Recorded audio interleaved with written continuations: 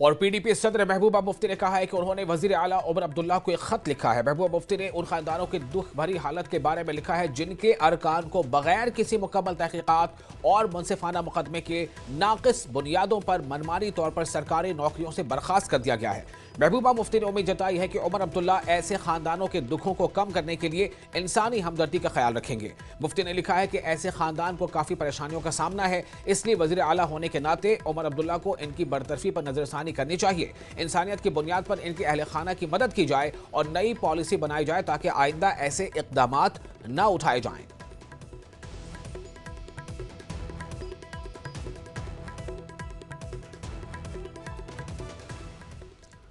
और महबूबा मुफ्ती के खत पर बीजेपी तर्जुमान अल्ताफ ठाकुर ने कहा है कि मुफ्ती की दहशतगर्दी से मोहब्बत कोई नई बात नहीं है।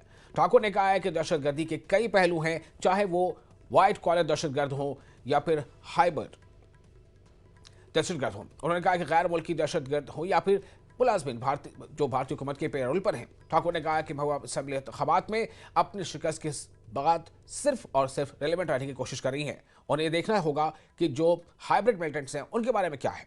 बीजेपी दहशतगर्दी के खिलाफ जीरो टॉलरेंस रखती है। और former chief minister Mehbooba Mufti ने उमर अब्दुल्ला को एक लेटर लिखी है और इसमें उनसे दरख्वास्त की है कि जिन एम्प्लॉयज़ को गवर्नमेंट जॉब से निकाला गया था आफ्टर उनका इस्टेब्लिश हुआ था लिंक्स विद मिलिटेंट्स, उनको या तो रेस्टोर किया जाए, उनके घर वालों को कंपनसेट किया जाए और इस आगे ऐसी पॉलिसी बनाई जाए कि ऐसे एम्प्लॉयज़ जो गवर्नमेंट जॉब में हैं उनको बर्खास्त ना किया जाए। इस पर मेरे साथ बात करने के लिए नेशनल कॉन्फ्रेंस के सीनियर लीडर और फॉर्मर एमएलसी शेख बशीर अहमद। महबूबा मुफ्ती ने लेटर लिखी है और कहा है कि जो निकाले गए वो गलत था, जो एम्प्लॉयज़ निकाले गए थे उनका लिंक्स जो इस्टेब्लिश हुआ था एज़ पर द गवर्नमेंट, तो उन्होंने कहा कि एक पॉलिसी ऐसी बननी चाहिए कि आगे से ऐसा ना हो और उनको कंपनसेशन मिलनी चाहिए। मैं इस मामले में ये कहूँगा कि उसको लेटर लिखने का हक़ है, वो खुद चीफ मिनिस्टर रही हैं और मैं ये समझता हूँ कि किसी भी मुलाज़म को मुलाजमत से बाहर करने के लिए या उसके ख़िलाफ़ जो इल्ज़ाम है उस इल्ज़ाम को जब तक उस कानून की कसौटी पे साबित ना हो उसको मुलाजमत से निकालना नहीं चाहिए। बहरहाल अब चूँकि गवर्नमेंट अवामी नुमाइंदों की बनी है और हम इस बात का इंतज़ार कर रहे हैं कि बाज़ाब्ता तौर पे वो केस टू केस स्टडी करेंगे और जिस केस में लगता है कि वहाँ ज़्यादती होगी, क्योंकि हमको एक कांस्टेबल की रिपोर्ट के ऊपर राय नहीं करना, हमको कॉर्पोरेट करना चाहिए कि कौन मुलाज़म किस तरह से इन्वॉल्व है, कैसे है। वो सारी चीज़ें जो है मुझे लगता है कि गवर्नमेंट स्टेप उठाएगी, क्योंकि नेशनल कॉन्फ्रेंस का जो मैनिफेस्टो है उसमें भी हमने कहा है कि हम रिव्यू करेंगे इन केसेस को और केस टू केस देखेंगे कि जो तो गलत होंगे उनको तो नहीं हो सकते, लेकिन अगर गलत है कोई, मिसाल के तौर एंटी नेशनल है, तो फिर उसको कैसे किया जा सकता है। लेकिन अगर एंटी नेशनल नहीं है, एंटी नेशनल तब वो होगा जब वो सारी चीज़ें उसके ख़िलाफ़ हो जाएंगी। तो मैं समझता हूँ कि किसी को भी निकालने से पहले उसको भी मौका देना चाहिए अपनी सफाई में। ये दुनिया के किसी कानून में नहीं है कि एक आदमी को आप माथे पे कोई चीज़ लगा दीजिए उसके बाद बाहर कर दीजिए, तो उसको मौका देना चाहिए अपनी सफाई में। लेकिन गवर्नमेंट भी और बीजेपी भी ये कहती है कि उन्हीं को निकाला गया जिनके खिलाफ सबूत था। परसेप्शन हो सकता है, वो उनका परसेप्शन हो सकता है, वो किसी को ज़िद के ऊपर भी निकाल सकते हैं। तो लिहाजा केस टू केस स्टडी किया जा सकता है, गवर्नमेंट जब देखेगी उस पर गवर्नमेंट काम करेगी। कैमरामैन चांद के साथ समीर भट्ट, न्यूज़ 18 जम्मू।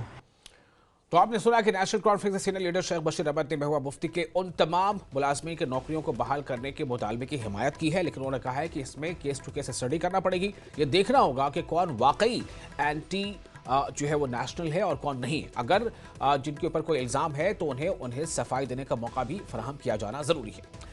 अब आपको बता दें कि महबूबा मुफ्ती के खत पर बीजेपी तर्जुमान अल्ताफ ठाकुर ने भी कहा है कि मुफ्ती की दहशतगर्दी से मोहब्बत कोई नई बात नहीं, यानी उन्होंने अपना रिएक्शन दिया है। बीजेपी क्या कहती है सुनिए। देखिए, किसी से महबूबा जी का आतंकी प्रेम छुपा नहीं है। सप्रेस्ट हो, आतंकवादी हो या दहशतगर्द हो, महबूबा जी हमेशा उनके सपोर्ट में आती है।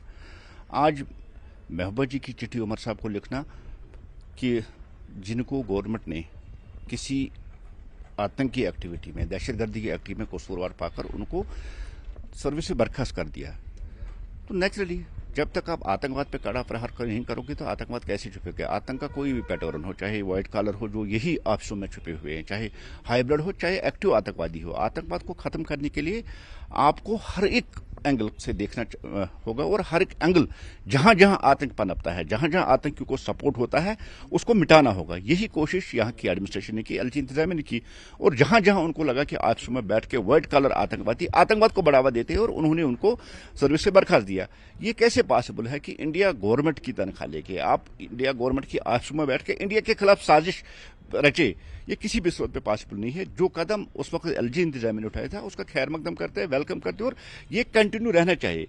अब अपने आप को रेलेवेंट रखने के लिए महबूबा जी ऐसे हथकंडे अपना दिए, क्योंकि इलेक्शन में जिस तरह से उसकी दुर्गत थी, जो इलेक्शन में उसकी शर्मनाक हार हर जगह हुई, अपने आप को रेलेवेंट, अपने आप को फिर अखबारों में न्यूज़ों में जिंदा रखने के लिए महबूबा जी ऐसे हथकंडे करती है।